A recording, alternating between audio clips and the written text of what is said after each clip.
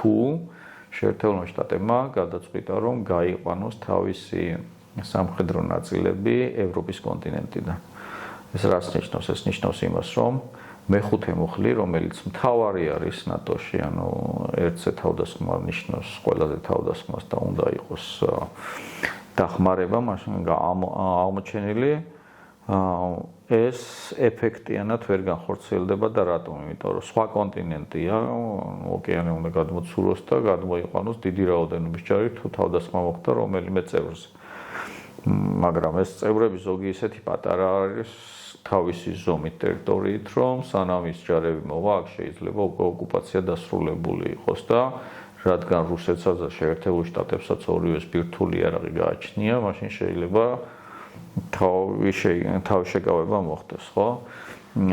კონფრონტაციის და ანუ ოკუპაცია შერჩეს რუსეთს. ამიტომ ეს ამას რა თქმა უნდა არავინ არ აღიარებს მე ის ნაწილად, მაგრამ ეს de facto სხვა სიტუაცია იქნება.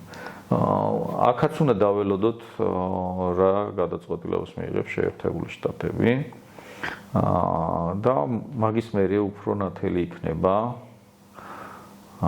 პერსპექტივა.